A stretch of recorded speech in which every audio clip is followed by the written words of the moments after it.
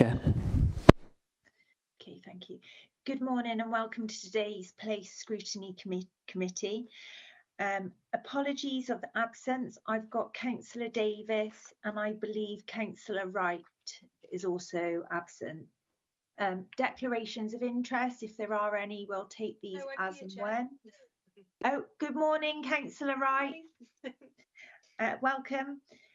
I don't believe we have any members wishing to speak in the public open forum.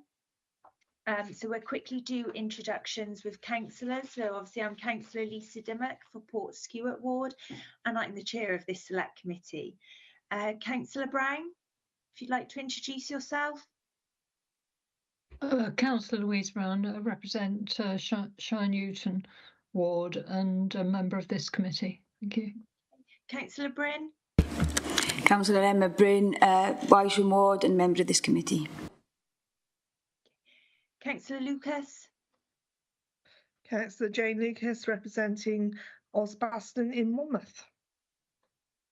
Councillor Stevens. Good morning, everyone. Councillor Maria Stevens, 7 Ward, Caldicot. Councillor Strong. Morning. Jackie Strong, County Councillor for Caldicot Cross Ward and a member of this committee. Councillor Thomas. Thank you. Good morning. Bore da. I'm Tudor Thomas and I'm Councillor for Park in Abergavenny and I'm a member of this committee. Okay, lovely. We've also got Cabinet Member Councillor Griffiths. I believe that you're going to present the Draft Economy, Employment and Skills Strategy, the first report. Can I ask officers, can you just introduce yourself when you're going to speak? Because I know that we've got officers also speaking on the second report, the Community Improvement Team Update as well. So if you can introduce yourself when you first speak, that'd be wonderful. Thank you. Over to you, Councillor Griffiths. Thanks very much, Chair, and thanks to the committee. I'm the Cabinet Member for Planning, Housing and Economic Development, and I'm introducing the paper which has been put to you today on our draft economic strategy. It's got a fuller title. I suggest that the Council needs a revised economic strategy for at least 2 reasons. One, the world is changing. Post-COVID world is markedly different to that preceded it. The economy, national, global, is changing, and Monmouthshire needs to respond to those changes. The second reason is that we are, as a council, preparing a replacement local development plan, and it is sensible that and required that that document is accompanied by an economic strategy showing the interrelationship between land use, residential growth, population change, and economic activity. In developing the draft that's before you today, there's been a significant period of work. Within months of the 22 election, we were developing a new corporate plan. We had working groups of councillors of all groups, including one on the economy. That set the discussion going within the council. We commissioned a baseline study, which was undertaken through a process of procurement, and a Cardiff-based team of consultants specialising in planning and development, Litchfields, came through that process of procurement. They provided a rich database on the current Monmouthshire economy. That we have quarried hard in developing our thinking. It was a worthwhile piece of work. I've checked, it probably cost around 25,000. It's in the public domain with these reports. And if you have time, I've found it a very useful source of information. In addition, we've met on a number of occasions, at least 3, with a range of Monmouthshire businesses. I very much thank them for their contribution. They shared their experiences, their ambitions, and their awareness of the constraints that they have in developing their businesses. So there was a lot of learning from them. But notwithstanding those range of inputs, it really pleases me to say that the people who actually drafted the document before you today were our own internal team, our own staff, primarily Hannah and James, who will provide their introduction in a moment. It is a strategy which is homegrown, and that pleases me. Before I hand over to Hannah and James, I want to make just 2 points, which I think I've learned from this process. The first one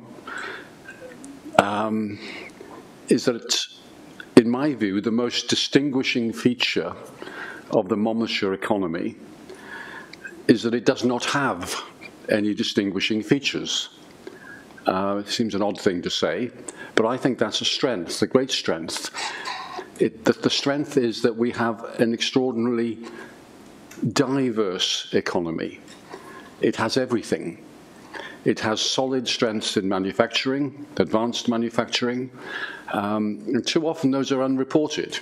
We describe ourselves as, in some sense, primarily a rural economy. And I think that's an unbalanced view. We have high volume, high value manufacturing industries, and they're referred to in the document itself. But in addition to that, we have a wide variety of professional services.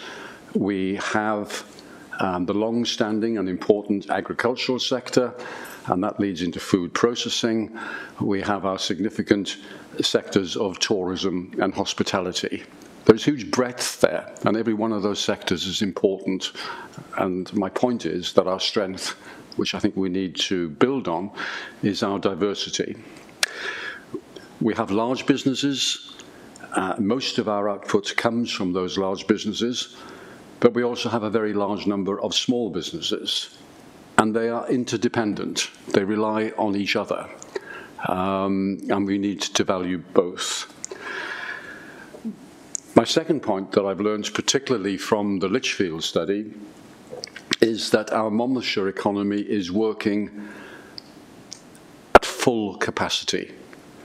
It is using all the available land. A figure that comes out there from me that over 99% of our employment premises are being used. There is no surplus capacity of any significant extent. If we want to grow the economy, we need more premises and more land. In addition, in terms of this full capacity, we are fully employed.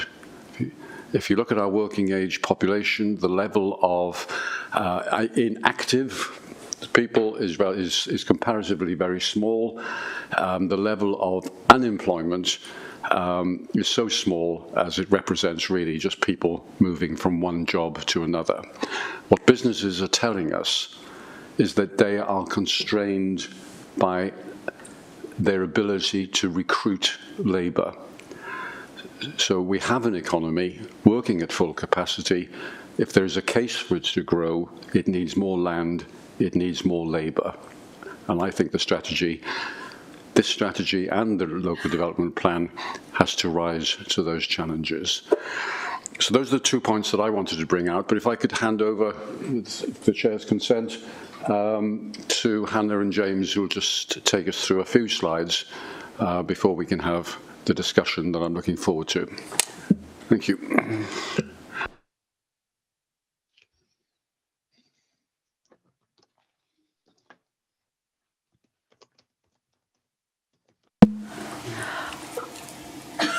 Oh, good morning. I'm Hannah Jones, Head of Economy, Employment and Skills. Good morning, Chair and Committee. Thank you for your time today. We've got a series of slides which we've presented on the screen. So I'm going to hand you to James, who's going to start the first few slides.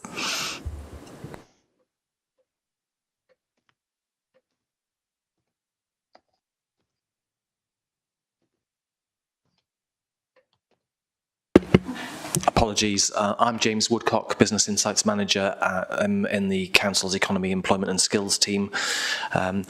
We began work on the strategy in spring this year, and as Councillor Griffiths has mentioned, 2 business events took place in the early part of the year to engage with businesses and understand the key issues that were affecting them. We then met with Cabinet informally to discuss key themes and the purpose, define the purpose of the strategy. Work then continued on the strategy throughout the summer, and we engaged again with businesses via a breakfast on the 22nd of September just to share some draft objectives with them and get their feedback on those. That led on to a further conversation, informal conversation with Cabinet on the 28th of November, and an opportunity for businesses again to feed back on the work that had been undertaken and the draft objectives. And now we're pleased to be able to bring this draft strategy to you for consideration at this meeting. From here, we'll look to obviously take on board your feedback, comments and questions with a view to taking the strategy to the County Council's Cabinet on the 7th of February. So our aspiration through this strategy is to foster a diverse, fairer, greener and circular economy that generates sustainable employment growth and creates conditions for shared prosperity.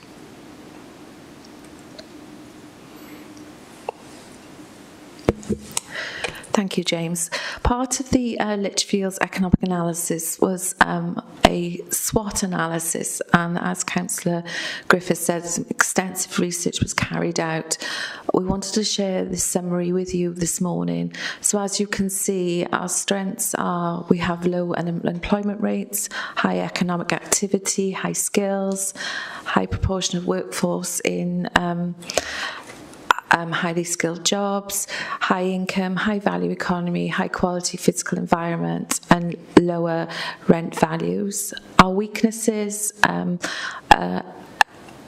older and rapidly ageing population, limited number of younger people, younger working people, high house prices, issues with affordable housing, high levels of net outcome commuting, proportion of people commuting out to higher paid jobs elsewhere, and large areas subject to constrained broadband access. So from an opportunity, our economy in Monmouthshire, high value economy, high skills, which will attract investment, housing growth and affordable housing delivered through the replacement local development plan to rebalance our local population, potential to maximise opportunities for strategic location and connectivity. We are the gateway to South East Wales. Increasing retention spending would add value to the local economy. And you will see then, threats that we need to consider: projected continued ageing population, increasing old age dependency ratio, projected decline in working age population, limited supply of new industrial floor space, affected our ability to attract new businesses, and possibly projected baseline of job decline.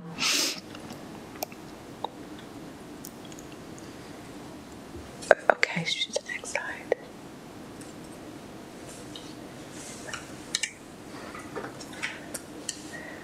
Okay. Oh, sorry. Sorry, it was a bit of a technical with the slide. I was waiting for the next slide. I do apologise.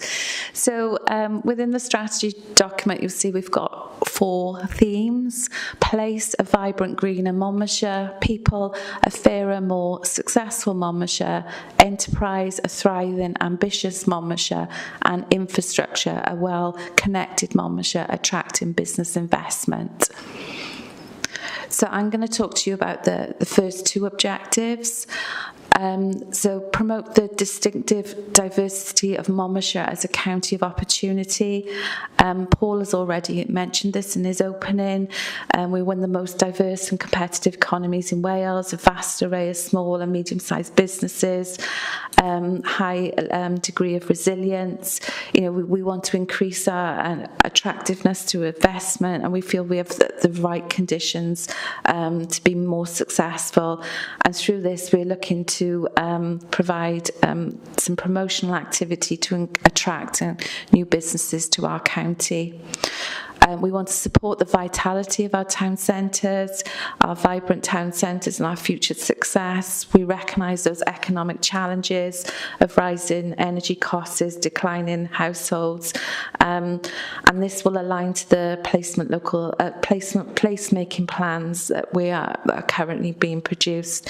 Each of our towns are unique, and there's common threads in terms of amenities, events and experiences.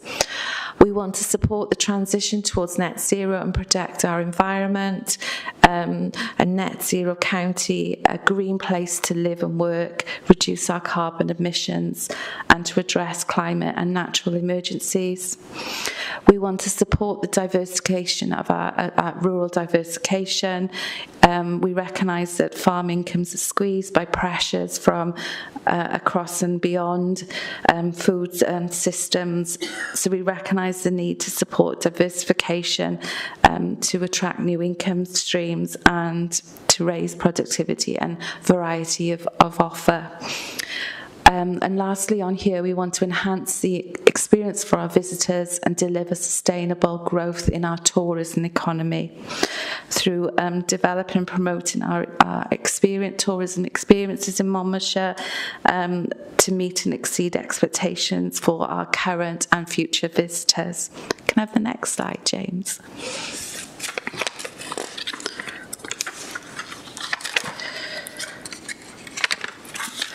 So in terms of people, a fairer, more successful Monmouthshire, to support a balanced change in the demographic profile of our county in line with the replacement local development plan, to increase opportunities for a younger population to live and work in Monmouthshire, and creating a more balanced demographics, socially, economically, for us to sustain our communities, a good, affordable and attractive housing and enabling us to retain a younger workforce. We want to support the creation of 6,240 sustainable job opportunities. This is in the replacement local development plan to encourage high level of growth and to attract and retain investment, to retain existing small, medium-sized businesses and to attract new businesses to Monmouthshire.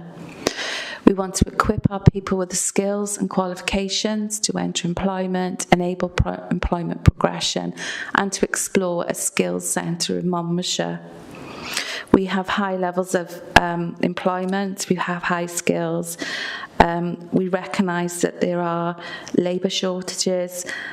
You'll note in the community and corporate plan this is referenced in terms of the care and construction sector, and we want to explore a skills centre in Monmouthshire, looking at how we can grow high skills within our county. We want to collaborate with our comprehensive schools, further education and higher education partners to enhance access and networks. We recognise that young people go out to county for their further education, and we're working closely with our education colleagues where they are looking to offer a level 2 qualification in our secondary schools. We want to develop working with our businesses, more of an offer around STEM subjects and higher apprenticeships, and we recognise that the need to support labour shortages in the repair, maintenance, improvement industry as insufficient supply to meet demand and to reduce carbon emissions. I'm going to hand you back over to James for the next couple of slides. Thank you, Hannah. So turning now to the enterprise theme, a thriving, ambitious Monmouthshire, we want to support the sustainable growth of our existing businesses, recognising the wealth of micro businesses and small and medium-sized enterprise, but also want to include our larger businesses. We want to find our place in relation to regional growth opportunities in the Cardiff Capital region and in other regional partnerships of which we're a part. We look to increase uptake of support for people wishing to start or grow a business, and continue to foster a strong entrepreneurial culture. So there's a real desire there amongst local people and potentially those from outside the area who wish to start a business in Monmouthshire. Recognising the importance of innovation, we'd want to encourage this and support clustering of sectors. And there's a commitment through our procurement strategy to make public procurement spend more accessible. We'll also look to foster a thriving local food economy, recognising the importance of local production and supply chains. Turning to infrastructure, we'll look to inform the use and distribution of employment land and premises, working alongside the replacement local development plan, and also explore the council's role in the delivery of employment floor space, to ensure that an adequate supply is available for businesses looking to grow and invest in the area. We'll continue to support improvements in digital connectivity and aim to support a sustainable transport system that contributes to our economic ambition and the vision of the local transport plan. And lastly, we'd wish to attract inward investment from larger high-value enterprises into Monmouthshire.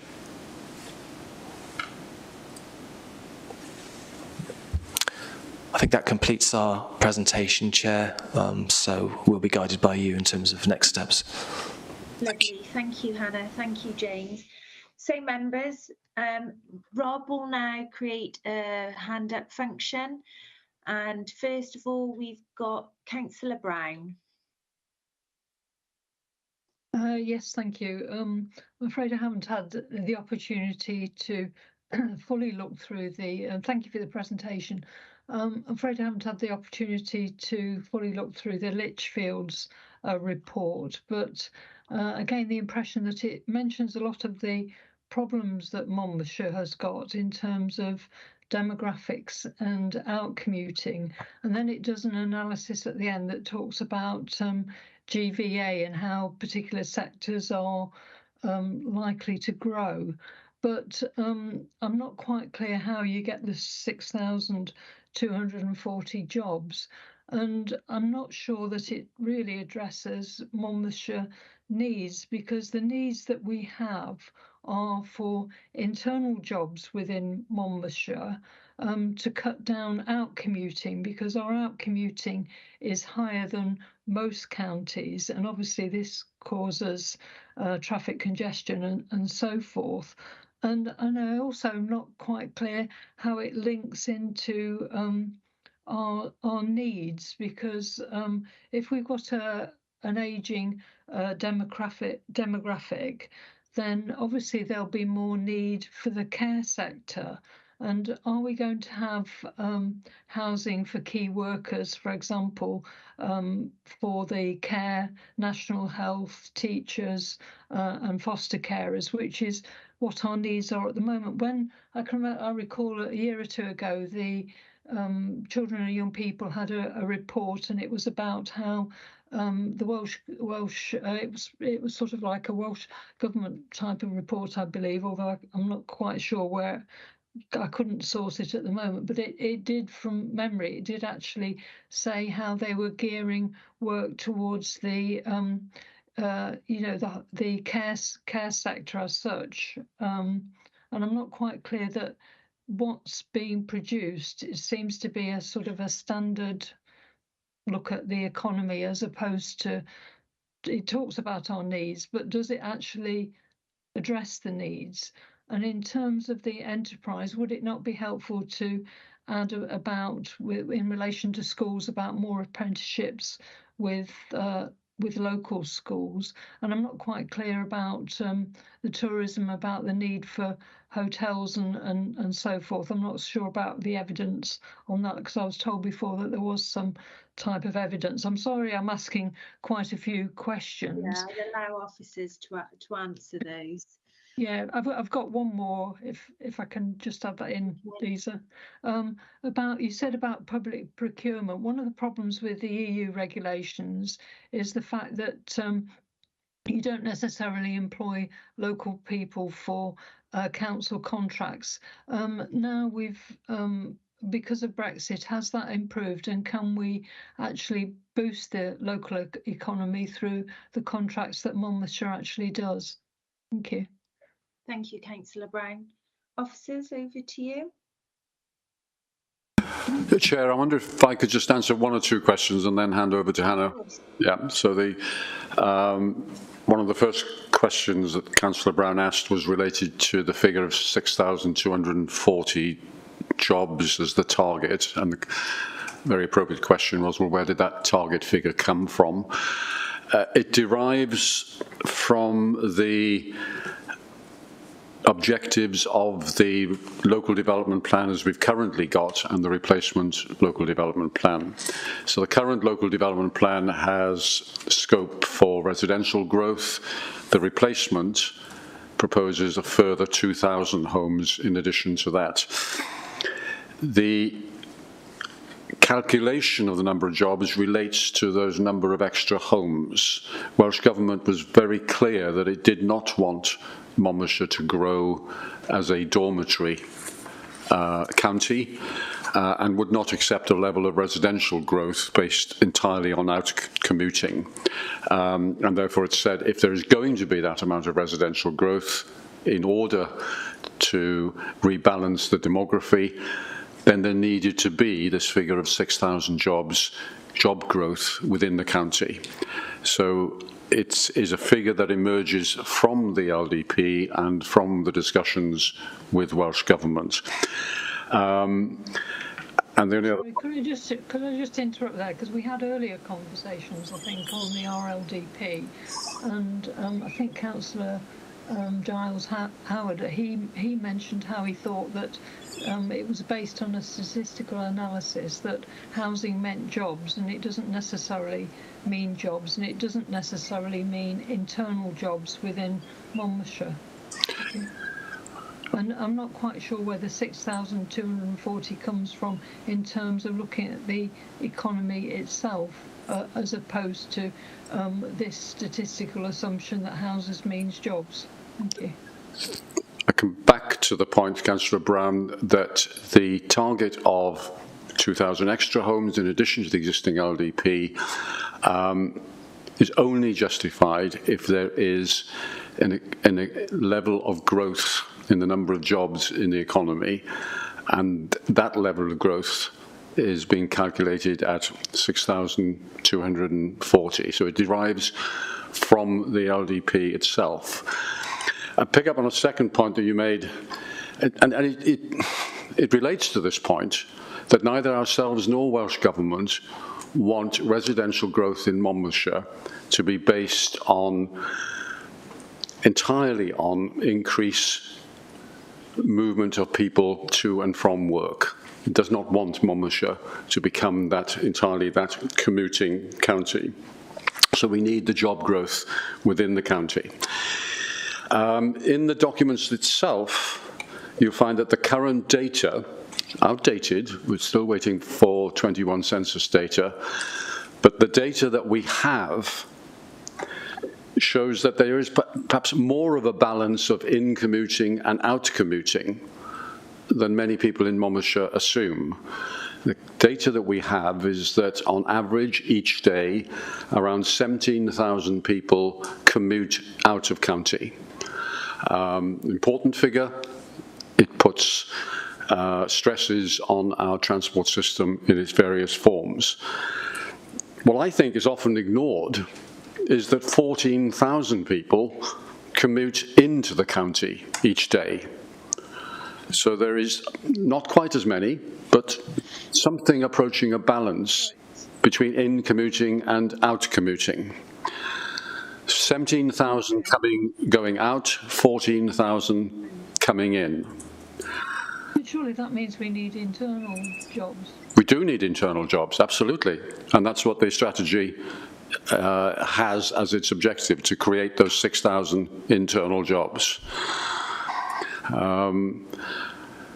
And they need to be high-value jobs, because the last point I'll make before I hand over to the other questions is that there is a disparity in the income levels associated with in-commuting and out-commuting. So people are out-commuting to higher-value jobs than those who are commuting in. So when we create the extra jobs, our ambition must be to make them high-value jobs. If I can hand over to Hannah and James, who will pick up others.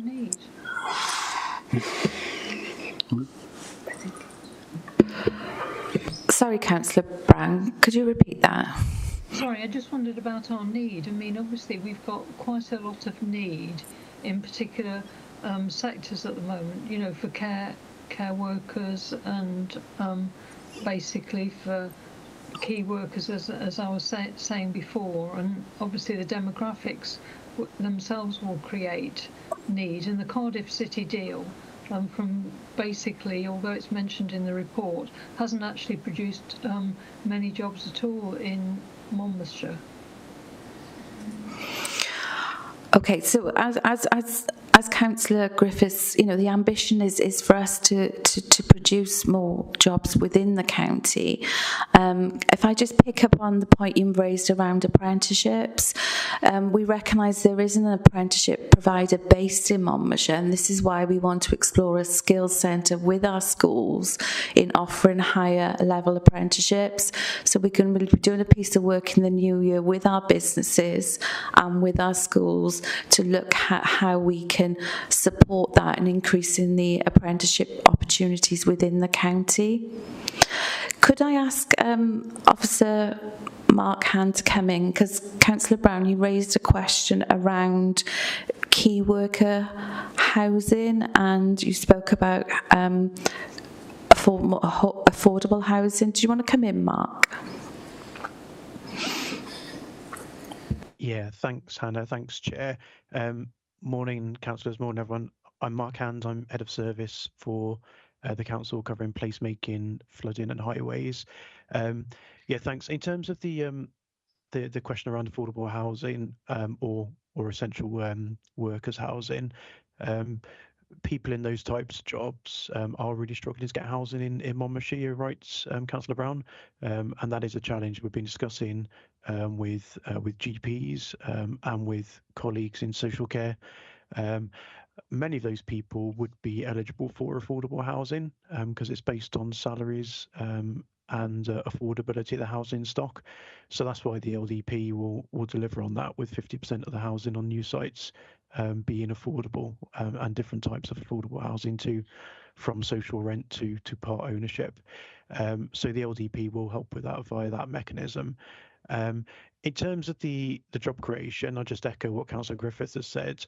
The figure that has come from the demographic modelling. So the LDP starts are looking, how do we want the population to change to address the issues that are arising in the county, including our demographic and the ageing population, and then how many homes are needed to deliver that and how many jobs are needed to deliver that. So it's not suggesting that homes create jobs, it's suggesting that jobs are needed for the people that will be occupying the homes, as Councillor Griffiths has explained. But overall, this strategy, together with the LDP, are looking to provide for those jobs within the county, which is exactly what you're suggesting is needed, Councillor Brown. So it'll be a document you'll be able to welcome on that basis. Yeah, thank you. I mean, I think authorities elsewhere have looked at key housing, and obviously it is, for key workers, and it is an incentive for them, because in some senses it's accommodation that's reserved for those, gives those occupations priority. But if they can't fill the affordable housing without using those particular occupations, then other eligible people could look at it. I'm just saying whether that scheme's been considered. That's all. Thank you. Do you want me to come back just on that one point, Chair? Yeah, if you can, Mark. We aren't proposing at the moment the LDP key worker dwellings in addition to the affordable housing. But as I mentioned, those workers would be eligible for affordable housing, so could go on the register. How the affordable housing is allocated is set by a separate housing policy. So I'll pass on those comments to colleagues. They could potentially look at having a proportion of the allocations going to key workers who are also on the housing register. So that might be a way of addressing the points. I'd say hopefully that's helpful, Chair, but I've kind of strayed slightly off the agenda item now. Yeah, because obviously you do need to take account of local housing need as well. Thank you. Okay, thank you, Councillor Brown. Next, we have Councillor Bryn.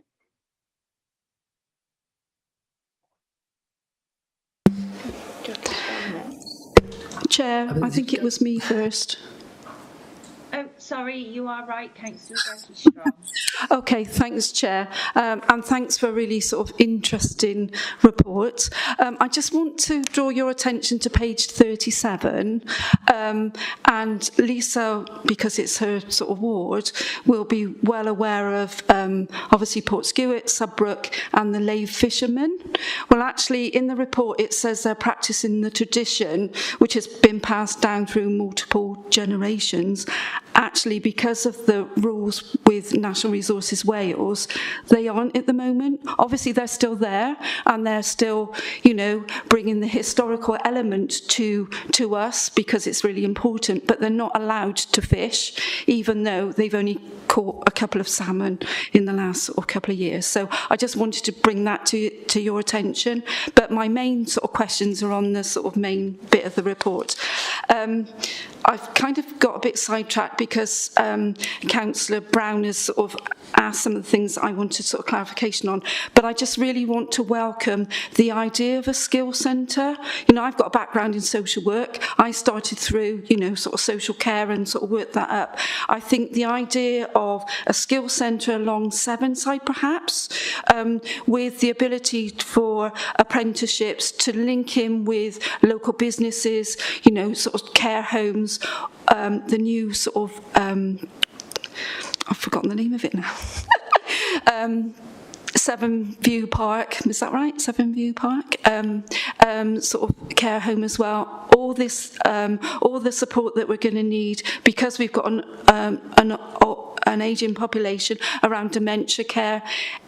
You know, welcoming sort of disabilities and actually inclusion, I think, is to be really welcomed. But my main question is around the commuting bit. And I'm quite interested because obviously I represent sort of Caldicot along Sevenside. Is there any, what is the data around, obviously we've talked about Monmouthshire being quite a diverse place, and that the fact that about half of the population live around our towns, so we're quite sort of, although we think it's sort of rural, we're sort of quite sort of based around our little sort of towns as well. What's the commuting sort of data in and out along Sevenside? Because I should imagine out of the sort of 17,000 sort of going out and 14,000 going in, that would constitute quite a lot of that movement, really. And the other thing is, you know, we are aware, people can sort of, you know, forgive me for flagging it up as well, we really want, you know, sort of a link road off the M48 to alleviate congestion along the B4245. So we're very aware of the congestion along our bit of Sevenside, both sort of Mager End and obviously in Chepstow. And what extent do sort of congestion and all that build-up of traffic have on the local economy? So I think that's all the things I wanted to say, but just really welcome the whole idea about a skills centre. I think that's really to be welcome. Thank you. Thank you, Councillor Strong. Yes, the Skills Centre, we're in the very early stages of having conversations, so thank you for raising that in terms of the care sector, and we will take that into consideration. So we're really excited about exploring it too. Could I hand you to Officer Mark Hand? I wanted to come in around the commuting you raised specifically for Sevenside. Yeah, thanks, Hannah. Thanks, Chair. it's really interesting that members are linking together all the different policy streams, which is why exactly why we wanted the employment, economy and skills strategy to sit alongside the LDP and all the other documents. So these things are all interlinked, but we are, well, the two things really I was going to mention in answer to Councillor Strong. First is, as part of the LDP, we're doing what's called a strategic transport assessment. So we're working with Transport for Wales, getting all their transport data, which looks across the border and within the region, to look at those commuting changes. So that's being done at the moment, and they use modelling to see what the impact is. I think the initial results are something like there's a 0.3% change across the whole county, but obviously there's some localised hotspots that would need looking at. That, interestingly, the way they do that doesn't look at modal shift, they just assume car journeys. But the other policy that's relevant, of course, would be the national policy around transport and travel, so Llywelyn Newydd, and that sets a new hierarchy of how we're all meant to be operating in all of our decision making. So first of all, it's reducing the need to travel, and then it's active travel, then public transport, then cars. So there's all kinds of things going on there. So in terms of reducing the need to travel, it's about getting the development in the right place, the residential development and the employment development, and then looking at things like agile working hubs for people who don't necessarily have to be in an employment base, but maybe can't work from home or sometimes need facilities such as a meeting room or printing or something. So centralised places for that to happen. So we're exploring that as well via both this strategy and the LDP. And then also, making sure developments located near transport hubs, and you'll also be aware of the other transport improvements being proposed with Metro in particular. So it's a whole range of different policies all meshing together here, including this strategy. So I don't think this strategy could answer that one question. It's where those three different elements all come together. Thank you. Chair, if I could just add a little to Councillor Strong's question about skills development. We are excited about the prospect of attracting and developing a skills centre, and I agree the most obvious place would probably be around Sevenside, but this is not a there's no silver bullet here, and there's no one answer. We need a multi-pronged response to the needs of our post-school, post-16 people at all ages. Skills Centre will suit many, and let's put a lot of effort into it. But we've had a lot of, I think, very productive discussions with the education team within the local authority and their links with schools. There is a lot of good evidence, which they got, that youngsters who may not have been the highest achievers at GCSE level will often develop best, not always, but often, by developing opportunities within their existing secondary schools. So level 2 qualifications, where those youngsters up until now have been trying to find their way into further education settings, it hasn't always worked well.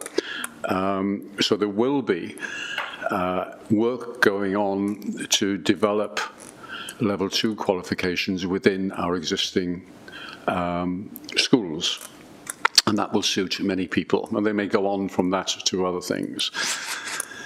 I would also say that it is not always a signal of failure where youngsters or people of all ages in our county find their learner opportunity out of county.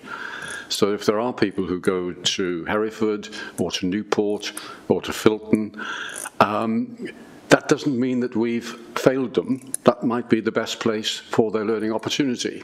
It might be a digital experience with a provider anywhere else in the world.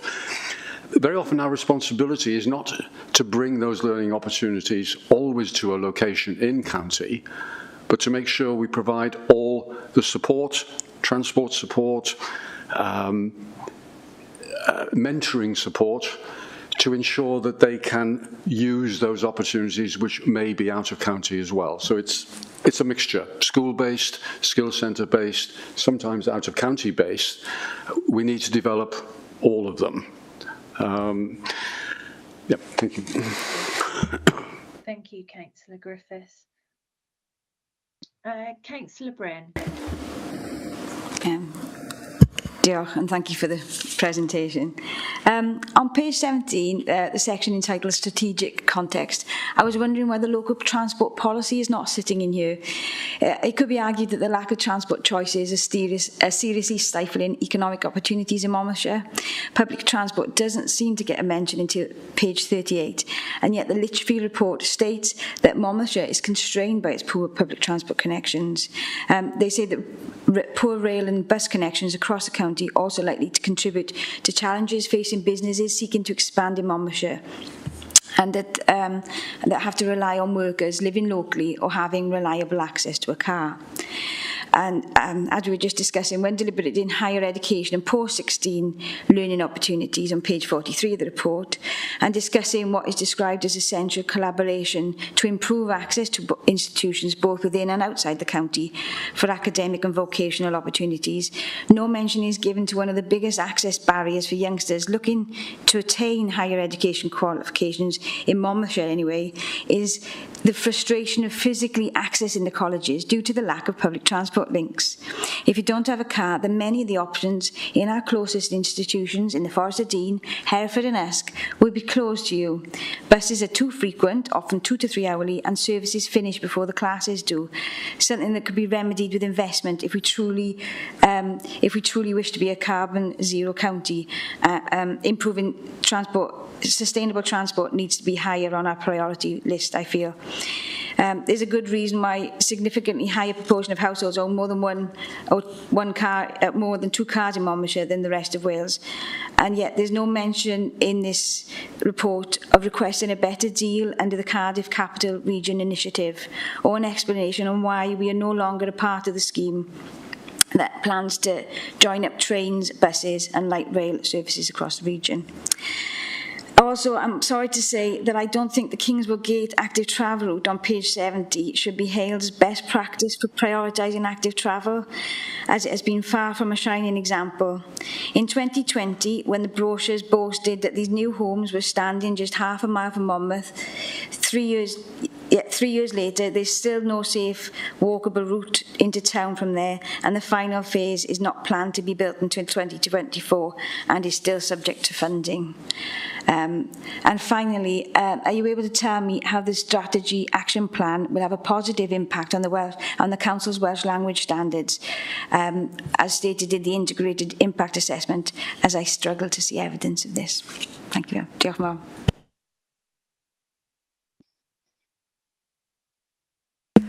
Thank you, Councillor Bryn. A lot of information, and thank you for taking the time to go through the strategy in such detail. There were some key questions you've come back on various pages in terms of transport. Looking to my colleagues, I suppose what we've done is put a brief explanation in our strategy to align with the local transport plan, which is currently out for consultation. So we can feed that back to colleagues and look at how we put some more firm threads within our strategy. I take your point in terms of the case study, so we will go back to colleagues. That was provided by our active travel lead, so we can take that back in terms of your concern in terms of the no safer walkway route. So we're happy to do that. Yeah, I'm sure we've got a better example than that. Okay, thank you. Have we covered everything off? Because at the beginning you mentioned the strategic context in terms of the travel piece. Yeah, I was in the strategic context, but the transport policy wasn't sitting in there, and I felt that it should be, because it should be, we should be, relating to it regularly throughout the document, because I think transport isn't linked enough throughout the whole document. I think it's where it's a real hole in Monmouthshire. It's one of our weaknesses, I feel, and so it should be improvements on that should be thread throughout the document myself. Okay, thank you. We will take that into consideration, have a look at it. Sorry, James, was one of our officers wanted to come in on that point? Thanks, Chair. I don't know if Mark Hand would like to make any comment or contribution at this point. Mark, do you have anything you wish to add? I was just typing a little note in terms of the active travel link, but we can reflect on that. But I think it'll get there. I'm the project sponsor for that project, as some of you will know, and Emma will. It certainly is time delayed compared to what we'd like, but the end is in sight. I think the other question that the Councillor Breen asked was around Welsh language contribution, which I've been looking at partly from an LDP perspective. So I was just typing a little note to James to say what I've been looking at from that angle. So James, I don't know if you wanted to cover that or if you want me to. Would you be happy to pick that up, Mark, please? Yeah, sure. So the position that we've been looking at via the LDP and linking in with the employment and economy of skills strategy, Councillor Breen, is around the importance of Monmouthshire as a border county. So we're the gateway to Wales. We're in the Western growth area in the Marches partnership. So if we're able to encourage growth, some jobs growth here, and skills and education that this committee has been talking about already, then in itself having that growth and that education here helps support the Welsh language rather than it being over the border. It's just about our county thriving. And there's other kind of more ancillary pieces about the document itself, being bilingual when it's published and the like. But in terms of actually growing Monmouthshire's economy and helping Wales thrive, I think that's all part of helping the Welsh language thrive. And I guess also we've almost got two age cohorts with the Welsh language generally, as the older population who were taught in school, then sort of the middle population who weren't, and the young population who are again. So the more that we can do to retain our young people within the county rather than having to move away, and that's with jobs, the more we'll keep those skills in the county as well. So you might think that some of those links are rather weak, but I think they do make an important contribution in Monmouthshire's context. But if you've got any other ideas, members, we're more than happy to take them on board. Okay, thank you, Mark. If I could just add, Chair, that I think we've all got a dilemma that we're working on three documents at least at the same time: the land use document, the transport plan, the economic plan. They're all interdependent on each other. I don't think it's feasible that each one of those documents replicates everything in the other document, but what we must make sure is that the cross-references are in place. I believe this committee will have an opportunity to comment on the local transport plan, and it will be important that if you can sort of do some of the work for us, look for the interconnections there as well and point up where that plan is meeting the economic needs and where it isn't doing so. So that task needs to be done, but we can't include the whole transport plan in this document or vice versa.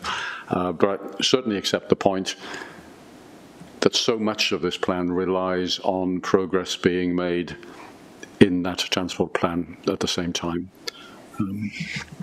Okay, thank you, Councillor Griffiths. Next, you've got Councillor Lucas. Morning all. Thank you very much for this report. Makes very interesting reading. So far, everything that's been talked about, I concur pretty heartily, actually. A few things I would like to raise. One of the things we talked about, the 6,000 plus jobs and the 38 acres of employment land, which comes first?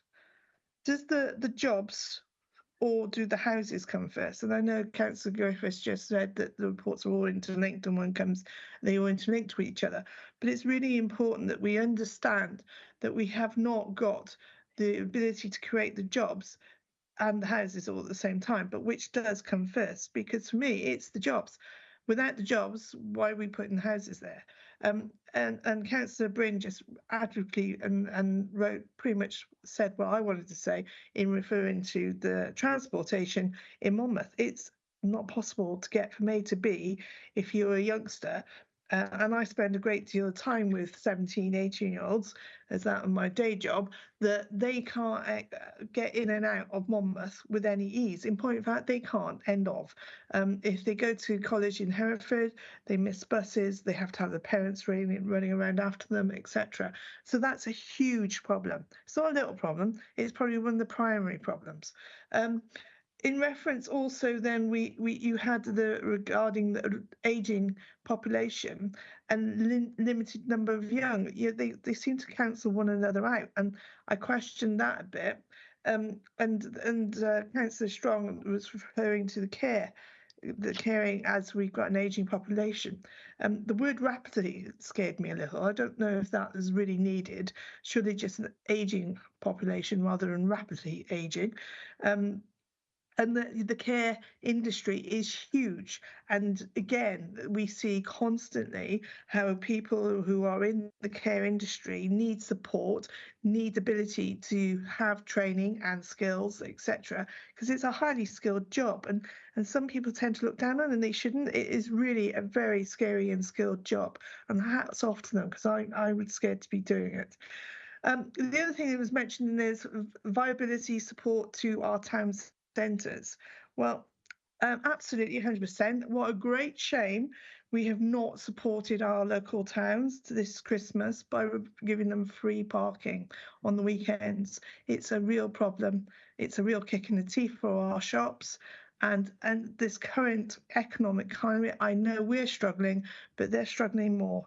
And it's a bit, again, which comes first, the chicken or the egg. But I'm telling you now, they're not happy, and they're right to not be happy. And I think it was appalling how it has been handled. So that I would like to see a lot more support for our towns, a lot more support for our individual shopkeepers, and we need to be conscious of that. Tourism. Huge. Without our towns, we haven't got tourism. Without our tourism, we haven't got our towns. And as Councillor Griffiths has said already, and I appreciate that, I am probably speaking to the converted, but they are so interlinked, it's unbelievable. Our town councils do a humongous job at providing lots of entertainment and roles that the county council don't do. And I often question whether or not that is recognised sufficiently, because Monmouth do a humongous amount town council wise to doing and running events that perhaps we take for granted. Supporting the balance to change the demographic profiles in our county, absolutely. I do question that a little. How do you do that to the best? When we talk about the skills centre, wonderful, definitely down Sevenside, get that, but where is it going to be up here around Monmouthshire, in Monmouth, sorry. Infrastructure. We haven't really covered that one. Doctors, schools, roads. Councillor Brown talked about roads, and Councillor Strong. Roads, dentists. We haven't talked about schools. All our schools, well, certainly in my ward in North Boston, is full. The comprehensive is full too, and yet later on, Mark Hand talked about location of houses in Monmouth. Well, if you put 270 houses at the top end of Monmouth, you're then putting them in the wrong end, surely, because all the work that we're talking about when we're talking about the industries, and we're talking about Mandarin Stone and Silkbust are at the bottom of Monmouth. And we've also discussed the lack of active travel routes, and then, of course, the incoming and outgoing of people working. All these things worry me greatly. When you talk about commuting traffic in Chepstow, you talk about queues. Well, we get them in Monmouth too, just as bad. And it's horrendous, actually. But we don't scream and shout at it just as much because there's only one area being affected. Whereas in Chepstow, it's Chepstow, Caldicot, Lydney, the Wye Valley, all of it goes through there because of the Seven Bridges. So my heart goes out to them, but we are there too. It's huge. The one question that's definitely huge in my thought is key worker and affordable housing and registered and affordable housing based on wages. What is that figure, please? I'd like to know that. There you go. Thank you very much. Bye-bye. Thank you, Councillor Lucas. Councillor Griffiths, do you want to come in first? Just on a few of those points, and then I'll hand over. I actually think the term rapidly ageing is an appropriate term, and it is a very significant issue for the county. A sentence that I recall from the report, and it's in Lichfield's as well, in the last decade, or the decade between the two census, up to 2011 to 21, the number of people over the age of 65 in the county increased by 26%.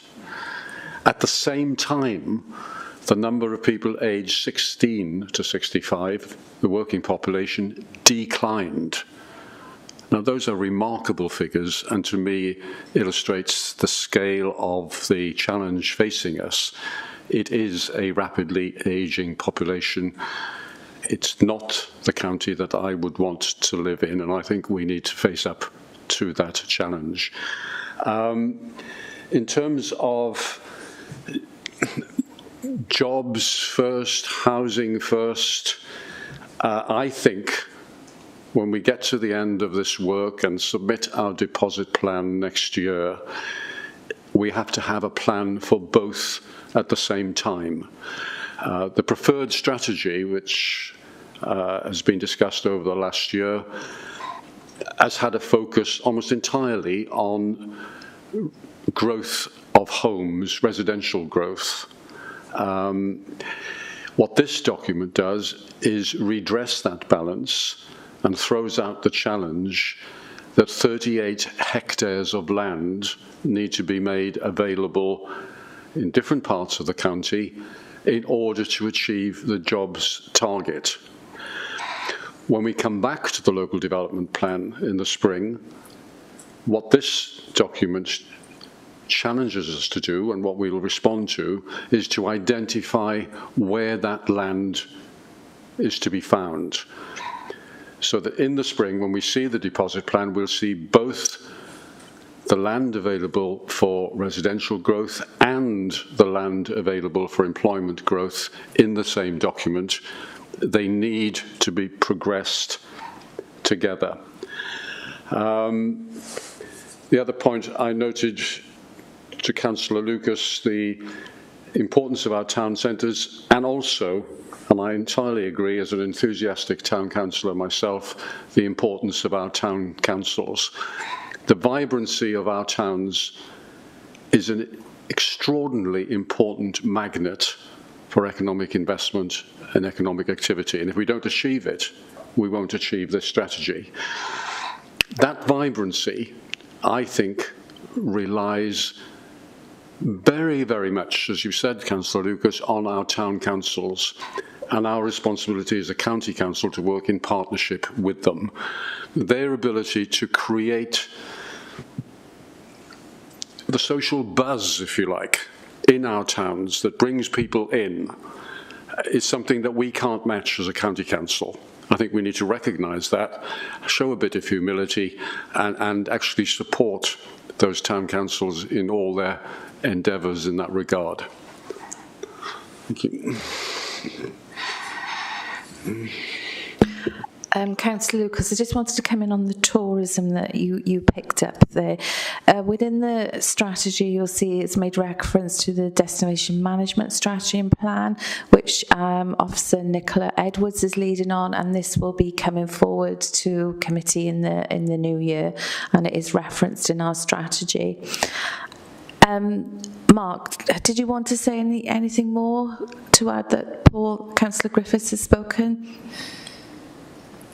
I don't think so, Hannah, unless Chair wants me to particularly. I'm a bit conscious of sort of assisting the discussion go off down an LDP path rather than the document before you. Can I just quickly... Sorry, I was going to ask, there's reference to affordable housing and wages according to affordable housing, the reference to together. What is the figure, please? Chair, I don't think that's a matter for this paper, but I don't know the answer, but I'll take that question away and ask a colleague in housing to provide the answer to Councillor Lucas and the committee. Yeah, that would be lovely. Thank you, Mark. Great, thank you. Next we have Councillor Tudor Thomas. Okay, thanks, diolch yn fawr, Cadeirydd. I'll try and keep it brief, and I'll keep off the political sort of stuff, because this is a scrutiny committee, and we should be looking at the document really. I would say it's very important in terms of the FEHE skills provision that we have at the moment, and I'd agree with Jackie Strong about having possibly a skills centre in the south, but having been in education for about 40 years right across Wales, I would say as well we need one in the north, and I taught in King Henry for a long time. Lots of kids there, and I'm sure they're still going. They go up to Ebervale to the learning zone, which provides a sort of a complete sort of range of courses, and people can enhance their skills. And we actually need something like that in Monmouthshire, and it's difficult for us because we're such a widespread county. So there's that. I'd also say, what are the skills gaps, and if we identify the skills, then we can go some way to improving the skills base that we have, because you want people. We need to have young people coming into the county, either coming in or staying.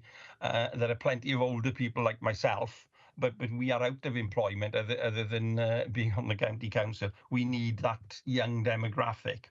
And the other thing I would say is, if we want people to work and stay, then two things. We need to develop some of the industrial sites. And for example, if you look at the livestock market in Raglan, huge market for sheep, cattle, etc., but there's no processing. They all have to go then to Craven Arms, they go to Caerphilly, they go to Bristol.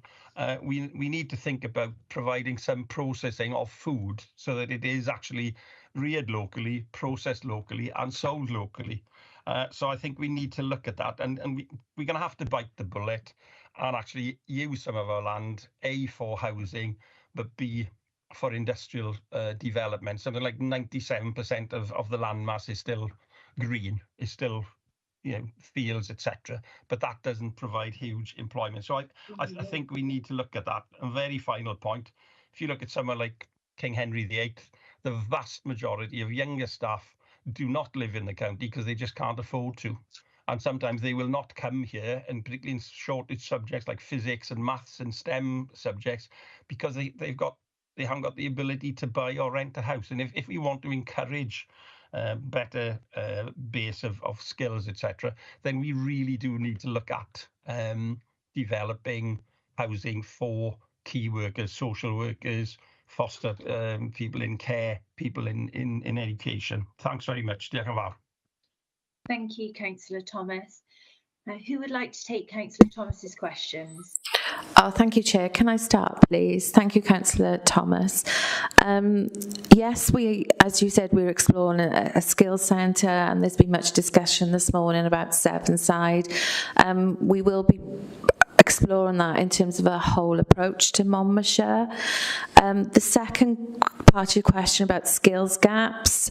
So we recognise we've spoke this morning about skills gaps in care, construction, software, digital. One of the recommendations from the Litchfields analysis was just to carry out a deep dive skills gap analysis, which we will be starting now after Christmas with our business community and our schools, and looking at some of those gaps in terms of sort of more generic skills, which could lead to employment progression. And there is a piece around sort of reskilling and upskilling as our economy is moving and changing to a more greener economy. So we are looking at how we can support our businesses, because as we said in the start, more land, more labour in terms of that upskilling piece, because we're seeing that people move between employment, not necessarily stay in the same sector, in the same job. There is movement between sectors, and obviously with changes with digital and green going forward. So we'd be more than happy to bring that piece analysis back to Place Committee Chair when that has been completed for a further discussion. Picking up Councillor Thomas on your second point, you spoke about food processing. I'm going to hand over to my colleague James to pick that up. Yeah, that's fine. Yeah, thanks for your observations, Councillor Thomas, on that aspect. Yeah, we would certainly look at to identify opportunities to sort of develop the supply chain and opportunities for local processing, working with colleagues in our food programme, and also we'll be obviously working alongside the LDP in terms of identifying suitable sites for that sort of operation, but also other industrial uses as well. Okay, thank you, James. Councillor Stevens. Firstly, I'd like to say thank you for the very comprehensive report. Just a few questions that I'd like a bit of clarity on. Forgive me if it's wrong, but 90% you said, Councillor Griffiths, that that's the employment level within Monmouthshire. Now, is that workers that reside, that live in Monmouthshire and commute elsewhere, or are they living and working within Monmouthshire? Is there any record of clarity on that? That's the one question. And you did cover about the numbers leaving over the 7 bridges daily and entering daily. That was going to be one of my topics. And Caldicot and Chepstow are now seen as commuter towns, no doubt about it. And how will this be addressed long term? And the other question is, how will we as an authority support and attract more investments and businesses, and where will we begin? That's my questions. Thank you. Thanks very much. If I respond first and then see if colleagues want to add to what I might say there. The suggestion that, well, first of all, the level of, no, I'm trying to get these questions in order in my mind. The level of employment and unemployment in Chepstow, the last figures I saw was that of those who were available for work, only, I think, between 1% and 2% were not in work. That is, by most definitions, full employment. That 1 or 2% is probably people moving from one job to another. So we have a fully employed workforce, and that's a challenge for businesses in Monmouthshire that want to grow. Your question was, but are those people finding their job opportunities out of county rather than in county? That figure that I shared earlier, I think, is significant there. On the data that we have, there is something approaching a balance between the people moving in and the people moving out of county. Not total balance, but it's closer than most people imagine. And so, on balance, we are creating the jobs that most people need within the county, but there is a lot of movement both in and out. I'm very much looking forward to the next census data, where we can begin to interrogate the differences within the county. As yet, we've not been able to do so. So like you, as a resident in the Chepstow-Caldicot area, I want to test more precisely the flows in and out of that particular part of the county. I've not seen that data as yet.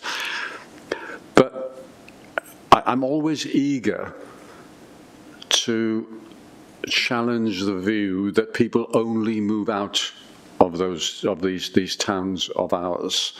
When I visit, as I do as part of my cabinet role, the employers in this area, I'm always impressed by the fact that they are pulling valuable labour in from other areas.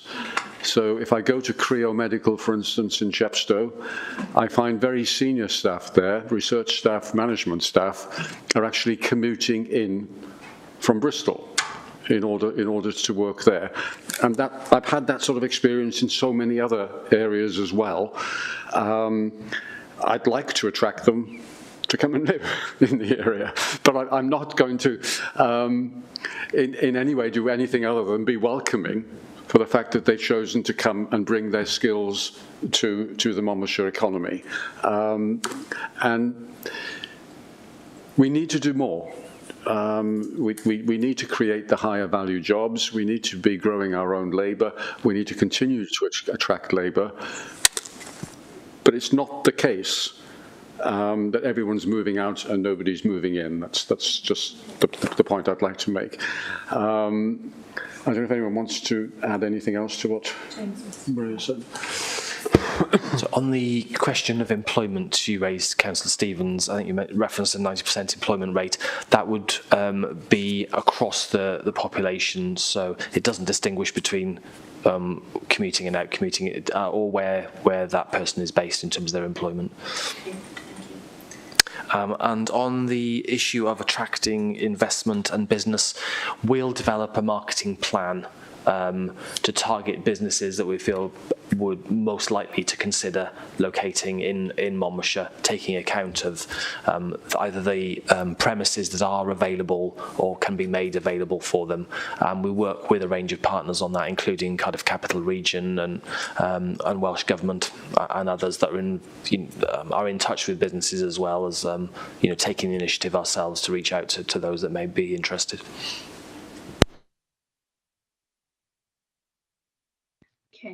Okay, can I just come in with a point, as we've been discussing the transport plan? When you're considering the RLDP and future business premises, there are a number of residents who are struggling to connect with Seven Tunnel Junction and the local bus network. Lots of residents who travel on the X74 from Portskewer, Caldicot to catch a train at Seven Tunnel Junction, the times now no longer coincide with the 20-mile-an-hour speed limit, so they're having to wait longer at Seven Tunnel Junction. So that's something to feed back to the team. What else did I have? And with regards to creating these business opportunities, I'm slightly concerned with regards to the proposed workplace parking levy that may come into place. So I'd like to understand how that will impact attracting businesses and how you feel that will work going forward.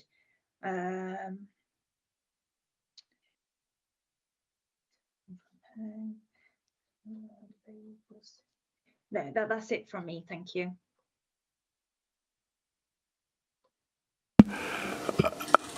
Could Chair, at the opportunity, I think, to question some of those points in the transport consultation document will occur at a future meeting. As far as I'm concerned, the workplace parking levy is a concept and not a proposal. I understand that. I just wondered how it's going to impact. But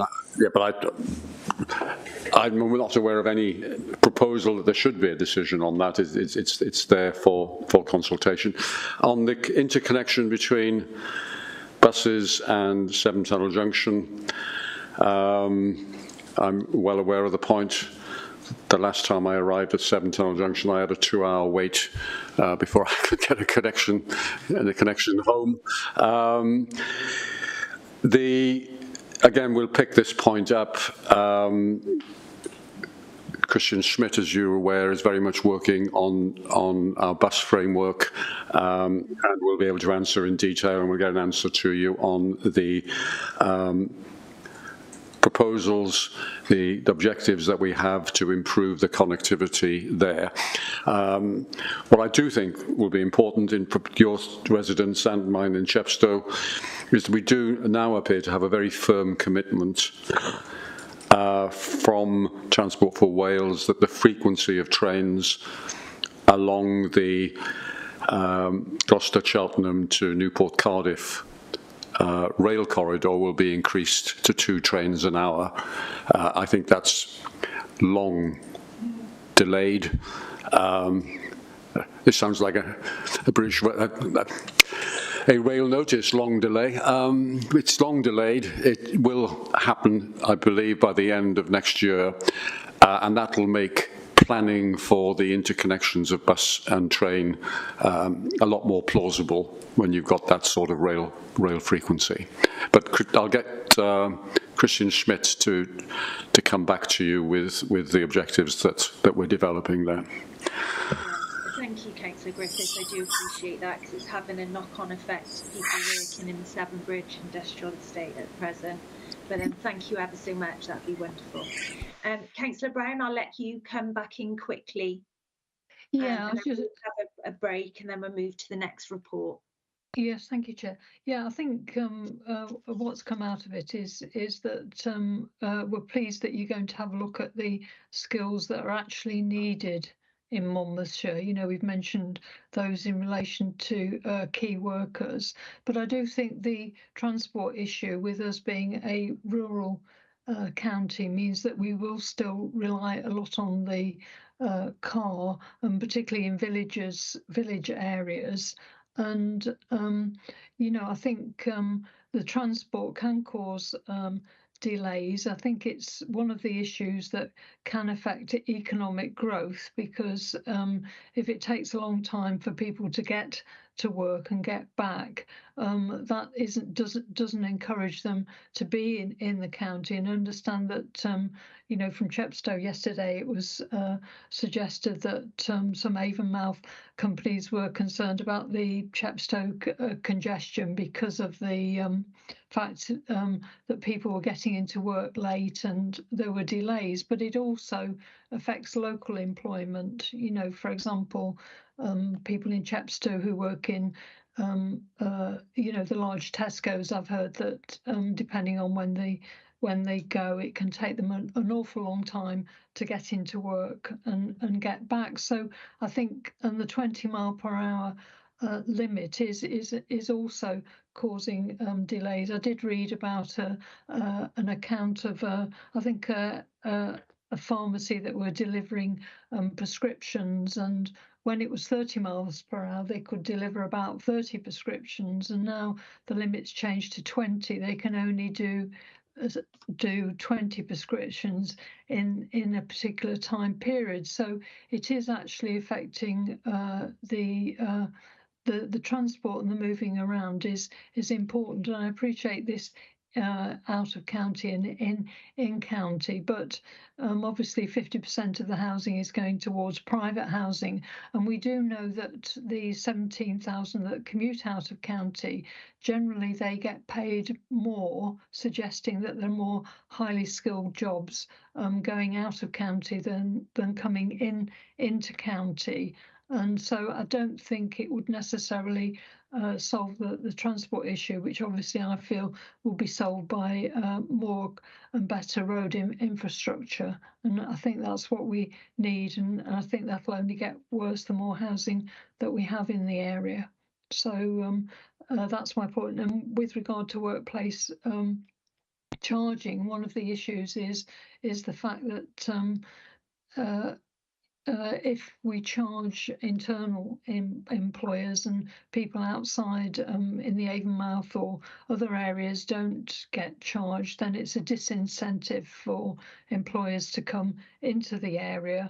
And I think also the fact that parking, I wouldn't want to see the parking standards for planning change, which is suggested in the local transport plan, because I've seen, for example, that happen in other areas, and all it leads to is basically parking on pavements, parking on gardens, and in Bulwark. I think what happened is that some of the Chair, gardens. you allowed Councillor Brown back in to speak briefly. Yeah. You know, this is We can long. Are quickly you going to allow round it everybody else now to come back for a second time? Okay, fair Thomas? enough. Thank you. Okay, thank you, Councillor Brown. Councillor Griffiths, did you want to come back in and say a few No, words? just a few words. The points that Councillor Brown raises on transport, I think, are always important. In the area that we share around Chepstow and Porthmerig, the ambition to travel at 20 miles an hour is one that we look forward to, that one day we can do that. I would report, as I reported in Council, that we had last week a useful exchange with Welsh Government on transport in Chepstow, High Beach roundabout in particular. We'll be meeting again in January. I cannot offer any assurance that there will be progress, but we're certainly working hard to press for that progress, and we'll continue to do so. Thank you. And so I'll quickly sum up this section. So members wanted some clarity regarding the 6,240 job target and where this came from. And they also have requested more detailed data around area commuting. There was a real desire for us to look at key workers housing being considered. And there are a number of comments around the issues being caused to workers by the lack of public transport and road links. I think we welcomed with open arms the idea of a skill centre, especially in the Sevenside area, although we did hear Councillor Thomas also say that it was required in the north, but I think that's something that all members in the Select Committee were very positive and interested in.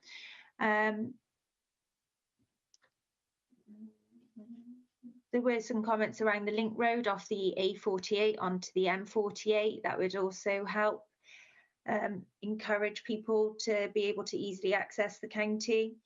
There's concerns around lack of public transport and the impact on pupils wanting to attend higher education and missing out on those opportunities.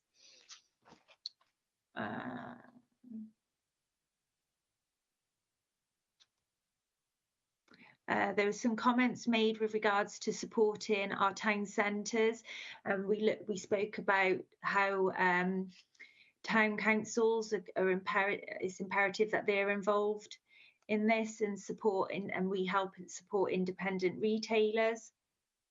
We'd like to see development of the food supply chain and processing and that sector, and we're pleased to know that there will be further analysis on the skill gap. So I think we spoke at length. I think it was a really interesting report that members all enjoyed reading, and I would like to thank members for their contributions and thank officers and Councillor Griffiths today. Are we happy to take a quick 5-minute break and then we'll come straight back for the final report?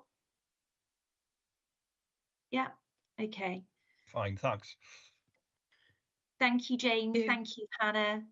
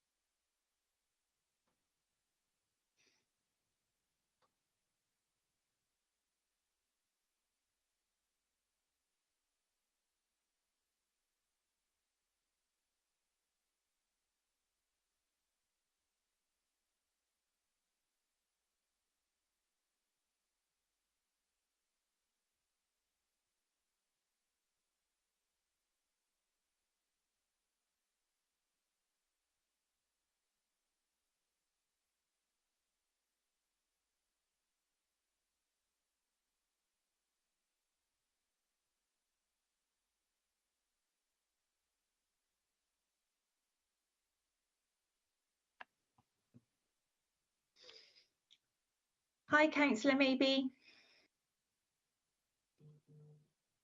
Hi, Lisa. We're just returning from a 5-minute break. We won't be Great. long.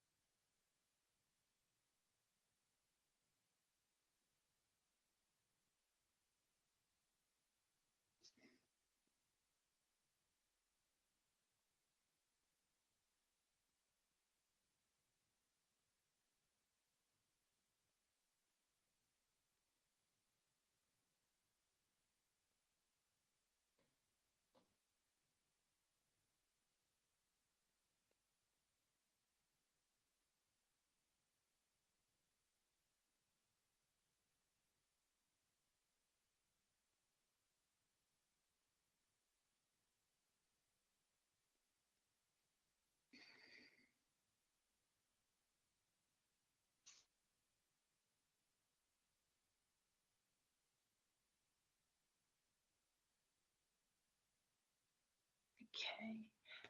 Rob, has everyone returned to their seats? Yes, we're ready in the chamber, Chair. Okay, lovely. And so I'll make a start.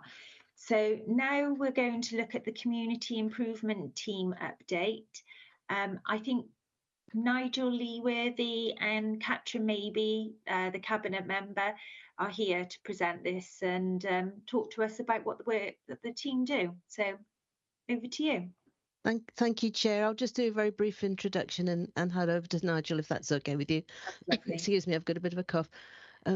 So how our towns look and feel obviously matters a lot to all of us. It impacts us all every day.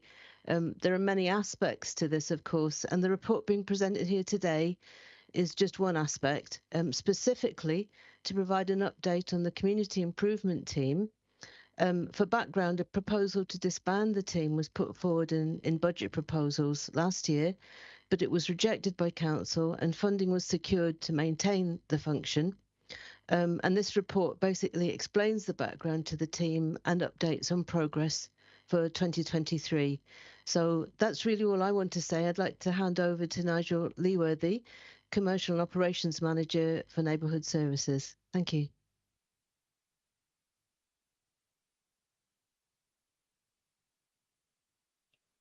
Have we lost Nigel? You're on mute, Mr. Leeworthy. My apologies, I'm on mute. Hello, everybody, members, councillors and colleagues. So very quickly, just to update on the historical side of the team. They were formed in 2008, effectively, from an initiative from Welsh Government, and which incorporated tidy towns and local environmental quality schemes. At the time, the team were part of the waste and cleansing teams. Initially, they were used or utilised to for fly tipping, collecting fly tips, litter picking, and that. Up until that changed in sort of 2014 on a restructure, whereby they were incorporated within grounds and cleansing, and it was basically split out. So effectively, up until sort of 2019, they were undertaking a lot of litter picking and fly tipping, community improvement schemes, for example, tidying churchyards, cutting back areas of overgrowth that were maintained or under any maintenance regimes. So from 2019, we had another restructure effectively, which incorporated, which prior to that, it was grounds cleansing and waste collection. The problems that we had initially with it was the fact that when the teams were with the waste collecting teams, they were utilised a lot on loading, on waste collection, and this left a deficit then on the leaf collection, on the litter and the fly tipping. In 2019, during that restructure, we incorporated grounds and cleansing together. This basically meant that we had independent EPA teams who 100% of their time were utilised in litter-related issues, fly tipping and litter. This then obviously then released the teams to do other works, predominantly cutting back areas of footpaths, supporting local community councils and town councils in what we would call reactive work. So reactive work is stuff, you know, areas of demand, items of demand that come through my Monmouthshire that isn't effectively scheduled. It's all reactive. So the team has been utilised on that. A lot of the time was taken up within our towns. So in 2014, 2015, we started the town team initiatives. So we've been working very, very closely with our towns throughout Monmouthshire in putting together initiatives whereby a partnership is formed between the town council and Monmouthshire County Council, and the town council basically take on a team of people within the confines of towns. The teams are basically paid for by precept, but managed by our team here in grounds and cleansing. With the introduction of these teams, first it was Chepstow, that was the first team, then it was Abergavenny. We've recently introduced a team into Mega and Caldecott. What we're finding is the amount of the reactive work within towns is diminishing. That then led to the ability to be able to make a saving for this financial year with the one team. So previously we had two teams. Members, as councillor maybe stated, that we offered the both teams up, although be it councillors wanted to the one team to remain. But as I say, what we're finding is the work from the grounds maintenance perspective has sort of diminished since the introduction of the individual town teams. We're working now closely with USC and the Wye Valley villages to try and get some more another two teams together. We've had brief discussion with Monmouth. We've been scoping the amount of demand that's been coming in, certainly over the last year, just so we can map out and review sort of going forward. The team has been undertaking work within areas of green infrastructure projects that colleagues within Mon Life have managed to get funding for in Rockfield, Caldecott, and last year in Chepstow. The problem that we've had, or certainly on the grounds maintenance on the operational side, is that we had the ability, we had the opportunity of income to get these green infrastructure schemes together through a capital. However, there was no revenue costs support with the scheme, so we've had to pick it up really from other methods, and the team have really been invaluable in supporting and keeping these schemes together.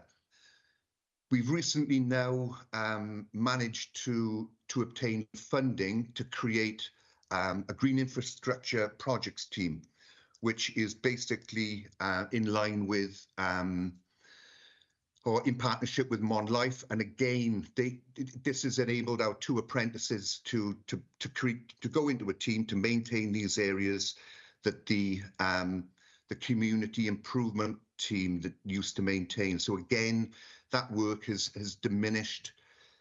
The demand has diminished. But what we're actually picking up on now through the data that's coming through my Monmouthshire is that we're getting quite a bit of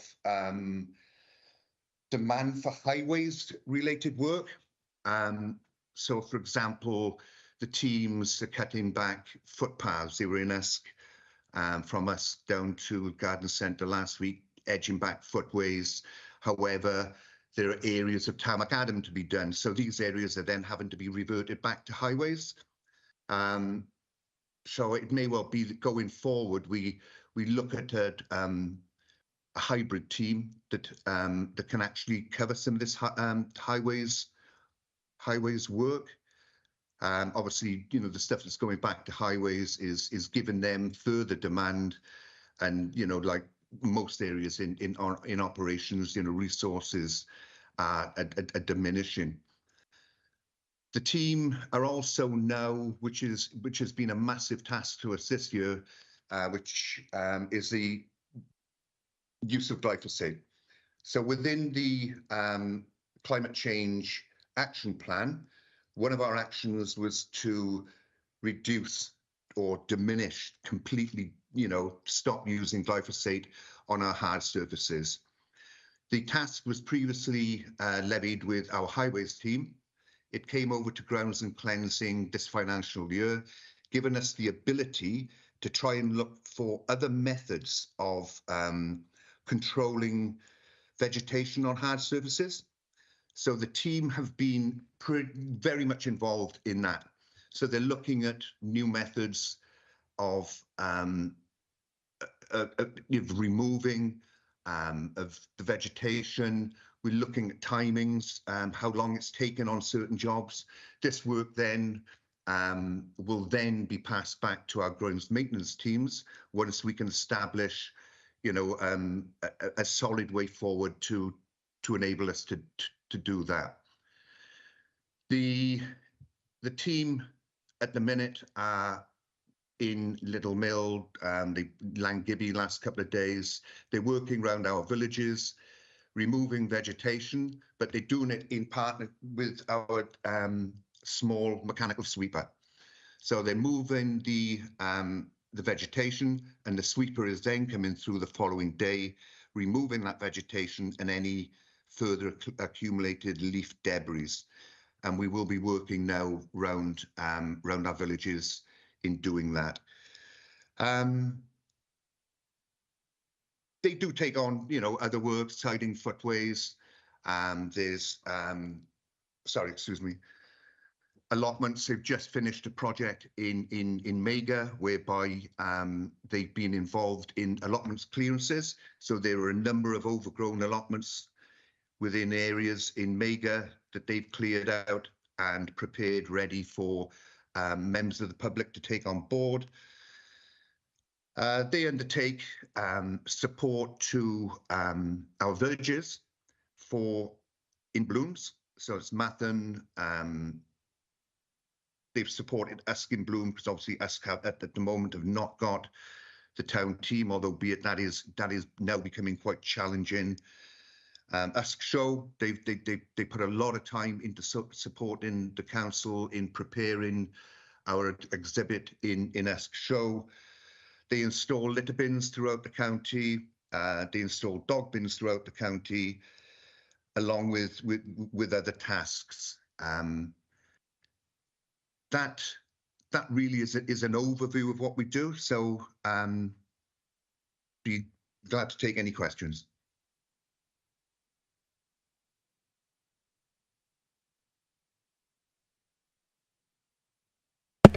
You're on mute, Chair. Sorry, I was telling the dogs off because they were trying to interrupt Nigel from speaking. So we've got, I'll head over to councillors. So first of all, we've got Councillor Stevens. Thank you, Chair. Thank you, Nigel, for all that information. Can I draw your attention to page 228, 3.13? And it states Chepstow, Abergavenny and the newly formed Caldicot and Mega town teams work closely with town and community councils. Caldicot town team is not newly, the one I know of, is not newly formed. It's been going for probably about 7 or 8 years, so I need clarification. Is it the same town team? And also you said about the funding comes from Precept. Well, as town councillor of Caldicot, we don't put anything in our Precept for town team, for Caldicot town team. So there's a lot of clarification that I'd like on that 3.13, and also down to number 3.15. It says that town teams may be able to assist with a wider range of local priorities, example, potholes. Well, just firstly, I'd just like clarification on whether there's a new Caldicot town team that's just been established, or whether you're talking about the one that's been in place for probably 8, 9, even more, maybe 10 years. Thank you. Yeah, thank you, Councillor. Yes, it's a newly established team. It basically, the predecessor for the team was the manual street sweeper. The street sweeper retired back last year, and we started conversations with the Caldicot Town Council with regard to forming a town team. So it is different to the original team, the one that Aaron Weeks, I believe, heads, and the team is shared between Mega and Caldicot. Can I just come back onto that, Chair? Yes, so it's a completely separate town team. That's going to cause an awful lot of confusion, certainly through the Caldicot Town Council. So I'm wondering if that could be, is it possible to have that renamed? Because it's something that is going to cause quite an awful lot of confusion, I should say. Thank you, Nigel. Thank you. Yeah, my apologies, Councillor. I think probably some confusion put out there on my part. The team is actually called the 7-side team, although be it they serve Mega and Caldicot. Okay. Thank you, Nigel. Do they cover Port Stewart as well? No. So at the minute, Port Stewart is covered by our grounds team. Okay. Any sort of reactive work for Port Stewart would be undertaken if it came through my Monmouthshire and the ability wasn't there to cover it with our teams in Caldicot, then that is the type of work that would then be issued to our community improvement team. Okay. Lovely. Next, you've got Councillor Bryn. Hello, thank you. I just wanted to understand how heavily the team relies on voluntary workers, on volunteers, and what the expectations are between the two groups. And also, if you could tell me how much of the work is reactive and how much is proactive. And is the group responsible for cutting back residential hedges and things like that? Or is that a different team? When things come through my Monmouth, Mon Life and no, my Mon, that's it. Sorry, my Mon app, and reports an overgrown hedge, and then the overgrown hedge is not cut back by the resident. Is that this team's responsibility then to go back and do that, or is that a different team? I'm just trying to work out how it all fits in. Yeah, sure. So firstly, any overgrown hedges, if they're private hedges, then my colleague in highways would issue an enforcement notice. That gives the resident a timescale to cut those hedges back. If those hedges are not cut back within that timescale, then yes, we can go in and do that work, although be it really should be on a recharge basis. In saying that, we have undertaken some areas where the vegetation has been cut back by a team when they're in the area. But ideally, overgrown hedges should be done via an enforcement notice. Sorry, Councillor, what was the other two questions? The other two questions were based on your relationship with volunteers and what the expectations are between the two groups, and how much of your work is reactive and how much is proactive. We, as a council, certainly within grounds and cleansing, rely heavily on volunteers. So we have a pretty robust volunteers. So we've got over 300 litter picking volunteers throughout the authority. We obviously support them. They take on a large amount of work, which obviously helps keep Monmouthshire clean. This is evidenced through a recent Leams report where Monmouthshire was deemed to be one of the cleanest, as far as litter, one of the cleanest counties within Wales. The team itself is predominantly reactive work. The way it's set up is that it's not done on a daily basis because the supervisor, he would want at least a week's worth of work to undertake.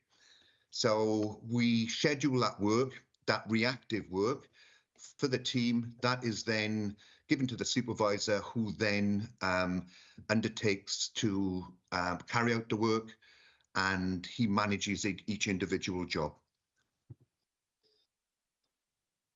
Am I allowed to come back on that? Is that? Yes, if you can be quick, Councillor Brim. Yeah, can I just ask, do you record the man hours of voluntary workers, just so that we have an understanding of the hidden cost of littering and such in the county? Obviously, it's nice that we have so many volunteers, but if we didn't, the financial burden would be quite large. And so I wondered if there's a record of the cost that would be if they weren't all cleared up by volunteers. Diolch. Chair, if I note my colleague Carl Tewig is setting up a meeting now for members to outline litter, fly tipping and dog feces for January, February. If we could incorporate this type of discussion for that period, that would be great. That's absolutely fine, Nigel. Councillor Brown.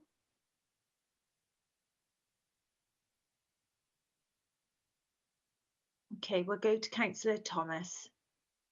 Okay, sorry. Thanks. Sorry. Oh, you are there. Sorry, you're off. Yeah, sorry, I forgot to put the microphone on. Yeah, sorry. Yeah, I just wanted to say, thank you to you and your team and the grounds team, and thank you especially to you because locally as somebody who does respond to local issues, and wanted to say thank you very much for that.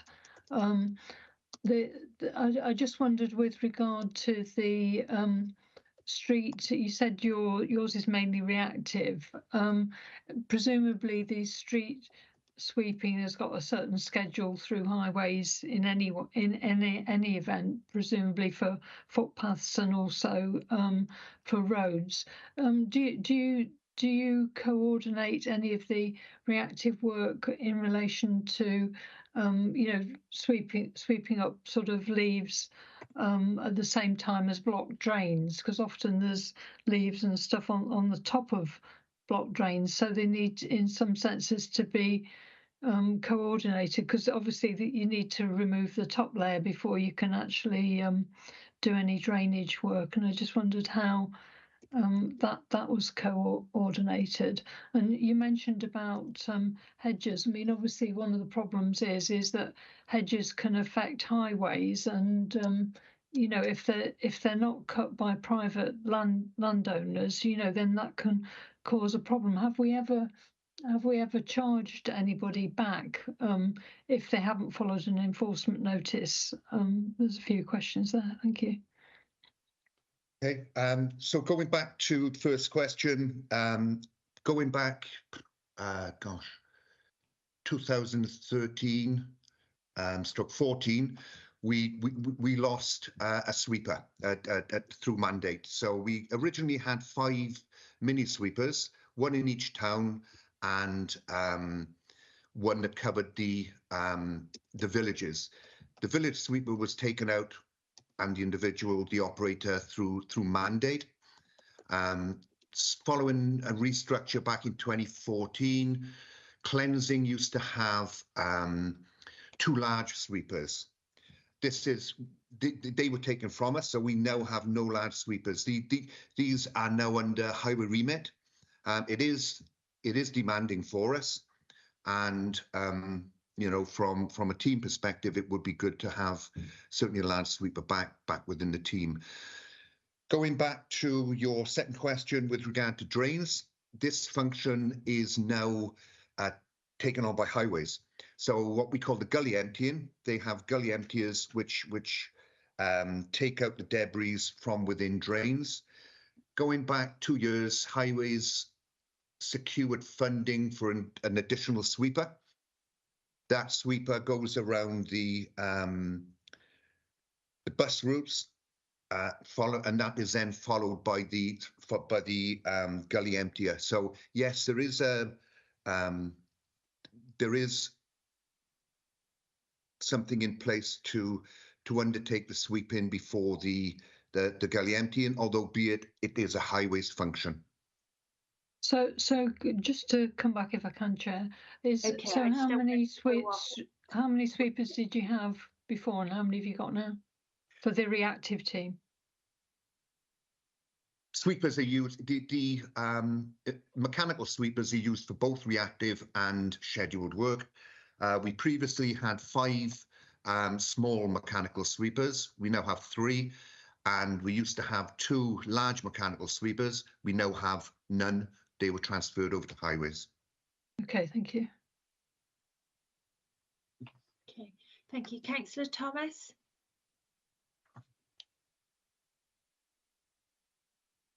Yes, thanks. Thanks, Nigel, for your report. You know, very useful. It's more of a comment rather than a question. I mean, you know, what I would say is that certainly in Abergavenny, we went into a town team situation in 2021 when I was a mayor, and I obviously mayor for Abergavenny. I very much supported that. But I would say that there is a good sort of liaison and connection between the community sort of team that you have and the town team. And I would say things are better. The thing that disappoints me, and it's not your fault, but I think just generally the issue of dog mess in the town, and particularly in my patch in Bailey Park, which is a huge area of concern, and the thing of littering, and if you go along the country lanes, you know, it's now McDonald's is chucked out of the window, etc., which a couple of years ago I wouldn't have seen, and other rubbish. And I think it's very difficult with a limited team that you've got to keep on top of that. It is extremely difficult, but I certainly think I'm right in saying from an Abergavenny perspective, your team and the town team work well together, and it has improved the situation. So I'd just like to make that comment. Thanks very much, Chair. Thank you, Councillor. Thank you. Councillor Lucas. Hi, thank you very much for the report. It's very interesting. It makes and for your discussion on it. A couple of things I've written down. In Monmouth Town Council, we have a service level agreement, and I'm aware of this, discussing with you about having this new thing agreement again. Would that supersede, would it override both the standard level agreement, i.e. Lee, or would it not, or is it just part of that? One of the other things is we've stopped using Roundup. Great, thank you very much. And we're looking at other methods of controlling weeds, because I keep getting given an awful lot of emails from my residents regarding the fact, and I know nature isn't neat and I'm with it, but they're not, and I'm trying to encourage them to be with it. But we would like to see, they would like to see it all a bit tidier in certainly more public areas. What are we looking at in order to control them, please? We mentioned the road sweeper being transferred to highways. Is it me? Are we not all one council? Are you not allowed to nick the road sweeper back for a few days, once a month or something? Is that not allowed for you to book it? I'm just asking. That just seems logical to me. And of course we've talked about Lissapick, but I've got to be honest, A40 from Monmouth to Ross, please. But that's not it's Sutra. But thank you very much. Okay, thanks, Councillor. So with regard to the first question and Lee Bazzani, and the service level agreement with Monmouthshire, between Monmouthshire County Council, Grounds Maintenance, Cleansing and the Town Council. So there are actually two service level agreements between the two entities. One is for the street sweeping, which is the manual street sweeping, which is Lee, and the other is for the grounds maintenance. So what we discussed, or I've discussed with town councillors a couple of years ago, in that if Monmouth were to go to the model of the town team, which would incorporate Lee in with probably two other individuals, that team would undertake all that work as one. They would be led by a team leader, councillor. So they would do this, the sweeping, reactive work. They would do all the vegetation clearance from in-town centres, etc., by hand. Roundup, yes, as I said earlier, it is a challenge, and we are now going forward, as I say, with the community improvement team, looking at different methods of doing that. We're also looking at utilising our sweepers with metal brushes also to do that work. Borrow, yes, it would be nice to borrow, and no, we don't. It has been raised, and no, we don't, unfortunately. Hedges, no, sorry, A40, the community improvement team were on that yesterday. So again, if we could talk more elaborately about the litter collection at the meeting with members in January, February, but there are challenges, and we have teams as we speak on the A40 and the A449 collecting litter. Thank you. Thank you very much. May I come back? Not in Monmouth up to our boundary. We haven't. I've been up there today, but there you go. Thank you. Could I just come back on that, councillor? Yeah, I know it's Sutra. Yes, it is Sutra. We can only do it within with lane closures. So they're cutting grass at the minute on the A40. We're in that. They were supposed to be in there today. They didn't turn up. So what we've done, we've put the teams now clearing laybys, which we can do right the way down to Calder roundabout, Raglan and up to Monmouth safely without lane closure. Okay, thank you. Thank you. And lastly, Councillor Strong. Thanks, Chair. I just want to make a couple of very brief points. I really welcome the discontinued use of glyphosates. I think that's to be welcomed. However, like Councillor Lucas, I have residents at the top of Sandy Lane that regularly contact me about the state of their pavements and sort of gullies and things, because there's sort of vegetation and weeds up there. And Nigel, I will be contacting you later because I've had a call in the last couple of days.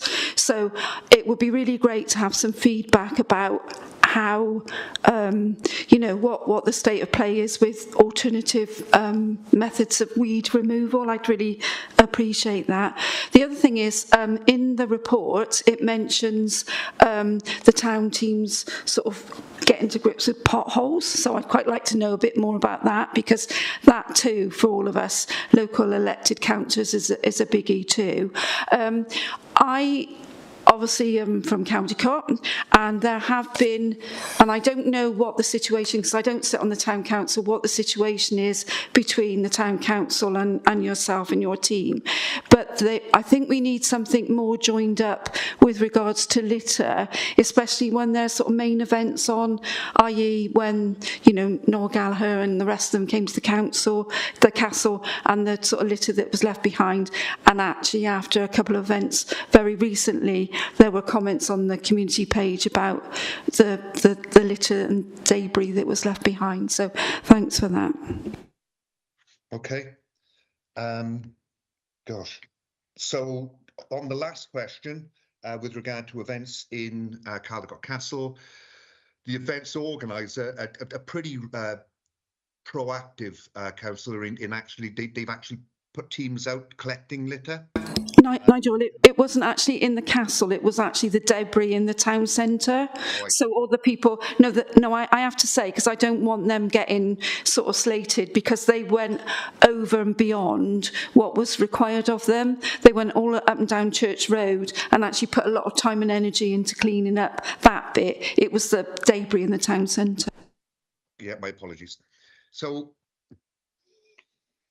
the town team would pick that up. The town team are in Caldecott, the Sevenside team. I'm confusing things again. Sevenside team are in Caldecott a total of, I think it's 10 hours a week. So they're in the village, in the town every day, and one of their tasks is to undertake litter picking. We also have issues on Tuesday on market day there. With respect to the roundup demands that you're getting, if those could come through, please, on my Monmouthshire. So what we're doing, the team is collecting data, and that in itself is a conversation on the use of glyphosate and methodology in not using it. So we have to date had 26 requests through my Monmouthshire for vegetation clearance. So what we've been doing up until this point is we've been undertaking the clearance on those reactive areas, and now the CIT team, the community improvement team, are out doing other areas. So all I would say to that councillor is, if you could put anything relative to vegetation clearance through to the team here, we'll pick that up through our grounds maintenance administrational section, and then we can go out and reactively clear those areas. Lovely, thank you. Okay, so there's no more questions, but I think there was quite a lot fired at you, Nigel. I would just like to say thank you to yourself. We're really grateful for the update. I'd also like to say a huge thank you to your hard-working teams. You undertake the work to ensure cleanliness in our communities, which is vital, and it keeps our residents very happy and has a huge positive impact on our communities. I'd also like to thank Councillor Maybe for attending, and I look forward to welcoming you back in the new year for fuller discussion around litter, but I think that was really worthwhile. It was interesting to hear about this new Sevenside team. Nigel, I think your inbox is going to have lots of emails flurrying in after this meeting now. Lots of requests, but lovely. Thank you ever so much. We'll now move on, unless Councillor maybe wanted to come back in. We'll now move on to the Place Scrutiny Committee Forward Work Programme. Is there anything anyone would like to see added to this? Chair, yes. Can I just, I know that we've got 14th of March 2020, I don't want to add anything, but in the light of full council discussion on the toilet situation and sort of men with prostrate troubles, and also the information that's come up through scrutiny from the people committee around My Day, My Life and changing places. I think that really needs to be looked at again, and maybe we can sort of have some input on that as well. So I really welcome that. And the other thing is, on suggested topics, it was also suggested that we might want to discuss new ways to progress refurbishment of Caldicot Leisure Centre. With the, we didn't get the levelling up bid. Caldicot Leisure Centre is in desperate need of something. So yeah, that would be great. Thanks. Okay, I've noted those, and I'll work with our scrutiny managers, see what we can do there for you, Councillor Strong. But those are great items for us to look at. Chair, can I come in on the forward work programme?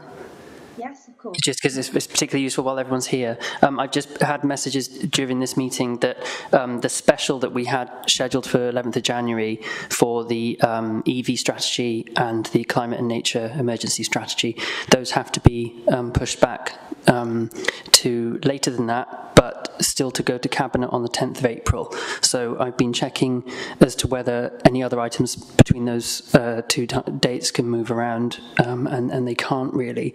So I think if we still wish to scrutinise those, we're going to be looking at needing to add well, the two options are either add us and move the special from 11th of January to earlier in March, but prior to our 14th of March meeting, say a week before or 2 weeks before, or have it all come to the 14th of March if we wanted to have a very long meeting. So it's useful to get your thoughts. The only thing with long meetings is people become tiresome. I think another special would probably be beneficial. How do members feel? What are your thoughts? Yeah, I'd vote for a special as well. It's the reading. You want to make sure you have the time to read through all the documentation prior to. And you want to do it justice as well. Yeah. Yeah. I think long meetings are counterproductive. People get tired, and then things are either passed on the nod or people are just really switched off. And very long meetings, as we know, they're not the most productive. We'll go with another special. If you can send some dates round, Rob, that would be wonderful. Yeah, I mean, while everyone's here, really, we would be looking at the prior to Thursdays seem to be the only realistic times, because any earlier than that, it's still too early then for the stuff having to move back in the first place. So I don't know, you've got County Council, but would either of those Thursday mornings, so that's the 7th of February or potentially the 7th of March or 29th of February, those two prior Thursdays? 29th is full council day, isn't it? Yeah, it says on the diary County Council on both of those Thursdays, so I don't know if that's a mistake or if there's something I've not understood. Can I say? The 29th. The only thing I'd say, if you look at the last few full council meetings, they've been running from 2 o'clock until 7, 8 o'clock at night. And if you have a meeting in the morning, unless my energy levels are falling, it's a heck of a long day. I honestly feel, but if you're there at 10 in the morning on the 9:30, you're still there at 8 at night. I just think it's OTT, to be honest. Yeah. Okay. We'll go with the first week of March then. Is that okay? Was that the 7th? Is that what you said, Rob? Yeah, that's the prior Thursday to when we're already meeting then, so that we'd have the 2 Thursdays in a row, which is that's fine. It's just it says it's County Council on both of those Thursdays, so don't know whether that's correct then. You want to get some clarity on that? Yeah, will do. And then send us an email, because we're not going to be able to come up with anything if we'll have to change it if County Council's that day instead. Yeah, so, will do. Yeah. Thank you. Can we not do it in February? I think any earlier than that is still too early then, so that's where we're in a little bit of a bind. Reports were meant to come to us in, what day were they? They were meant to be with us on the 11th. Yes. So it was 11th of January originally, and then I've been told that the start of March is the realistic time that we would get them now, and then we've still got this 10th of April date for Cabinet, so it's essentially that first 2 weeks of March is our only option. Okay. So. It's happening quite often system at the moment. It's a bit frustrating, but okay, if you can confirm which day full council falls on, and then we'll send an email out to all the members of the select committee. Will do. Thank you. Chair, could I, looking at the Cabinet reports, there looks like there's one on the 18th of January on the Strategic Equality Plan. Is that something that this committee would deal with? Because I think it needs to go to scrutiny before it goes to Cabinet.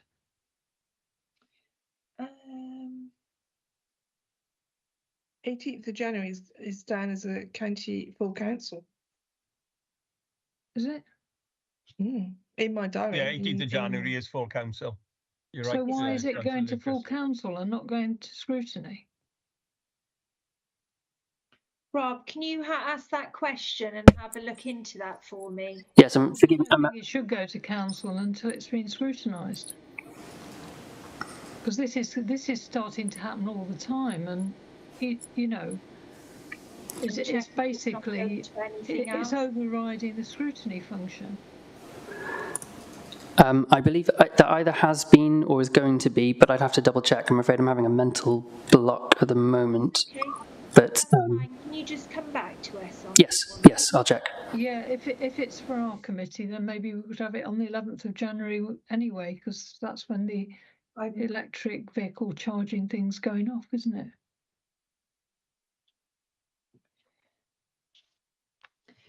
Okay, and to confirm the following place scrutiny minute,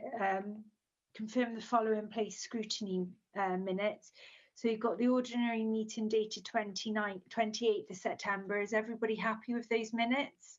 Yeah. Yeah. Tudor's proposer. Can I have a seconder?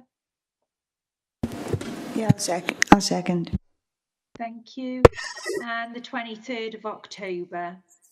Could I just say about those minutes? There is, if you look at page 4 of these minutes, it says reference was drawn to recommendation 19 in the Welsh Parliament document. I think that was a bit of a mix-up because it should have said reference was made to the Welsh Parliament document, because the Welsh Parliament document was the provision of sites for Gypsy, Roma and travellers, and recommendation 19 was about the being more flexible over capital grants so they could be used to purchase new sites or improve private sites. And so there was nothing in the minutes about the recommendation 19, and I think it's important to include that. And it was mixed up with a comment about the Children's Commissioner, which I believe that you made, Lisa, that was just referring to that particular document. So it was a bit mixed up, that first bullet point. Chair, may I come in? Sorry, just to say yes, we'll amend that for you, Councillor Brown. But yes, I found the Strategic Equality Plan. It's coming to People Committee on the 6th of February. So that was it. Anyone's. But that's the date after the 18th, isn't it? Yeah, I can't remember. I can only assume that the 18th is therefore being moved, because as to why it's part of a special that's been put in specifically for that, and another item on the 6th. So. Is it possible to check that just to make sure that it's not going to council and then going to scrutiny afterwards? Yes, will do. Thank you. Okay, thank you. And can I have a proposer and a seconder for the 23rd of October? Yeah, with those amendments, please, Chair. Yeah. Thank you. And the next meeting is on the 11th of January 2024. So I'd like to close the meeting. Can I just thank officers? Will we be having that meeting though? Because that's what we were discussing. Well, we'll see what Rob can come back with before. Okay. So at the moment, there's still a meeting there, and that will come out. Thank you. Okay, thank you, Chair. Thank you very much, everyone. Thank you, everyone. Thank you. Cheers. Bye. Bye. Bye. Bye. Bye.